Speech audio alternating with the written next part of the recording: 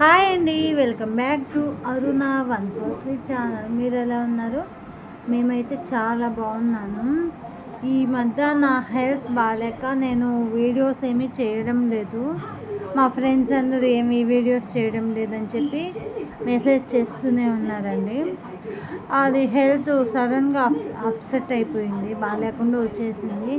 అక్క ఏం బాగాలేదు ఏమి అంటే లో ఫీవర్ అండి. లో ఫీవర్ తెలియలేదు. ఆ లో ఫీవరు టైఫాయిడ్ మీద తిరుక్కుని ఆ రోజు సండే నేను నాన్ వెజ్ తిన్నాను, ఫిష్ కర్రీ అవి తిన్నాను, అందరం తిన్నామండి. నాకు లో ఫీవర్ ఉండడం వల్ల అది ఇచ్చింగ్, జిలా, ఎలర్జీ టైప్ అయిపోయి ఇంకా వామిటింగ్స్, బాడీ పెయిన్స్ ఎక్కువ అయిపోయి ఇంకా సీరియస్ అయిపోయింది. మా నెల్లూరులో రామచంద్రారెడ్డి హాస్పిటల్ ఉందండి. అక్కడ 24/7 ఎప్పుడూ చూస్తూనే ఉంటారు. నైటు సండే నైట్ 2 o'clockకి వెళ్తే వాళ్ళు ఇంజక్షన్ వేసి ఎమర్జెన్సీ ఐసీలో పెట్టేశారు.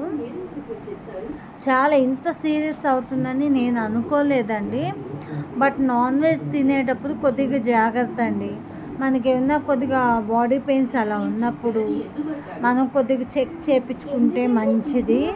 ఇప్పుడు ఫీవర్లు కానీ బయటికి రావడం లేదు. లో ఫీవర్స్ ఎక్కువ ఉన్నాయండి. హాస్పిటల్ మొత్తం ఇవే ఉన్నాయి.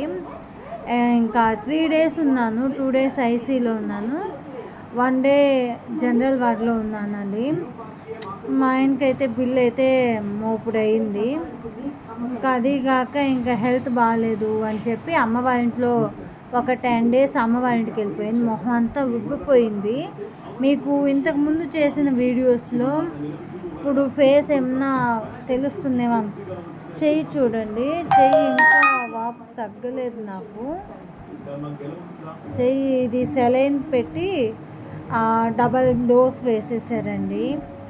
I'm so happy. మీ బ్లెస్సింగ్స్ వల్లే నేను తొందరగా కోలుకున్నాను. నాకు జరిగినట్టు మీకు జరగకూడదని చెప్పి ముందుగా హెచ్చరిస్తున్నానండి. నాన్ వెజ్ తినేటప్పుడు కొద్దిగా జాగ్రత్త. బయట ఫుడ్ మాత్రం అస్సలు తినొద్దు, అవాయిడ్ చేసేసేయండి. ఈ వీడియో నచ్చితే లైక్ చేయండి, షేర్ చేయండి. మంచి మంచి వీడియోస్తో మళ్ళీ మీ ముందుకు వచ్చేస్తాను ఫ్రెండ్స్.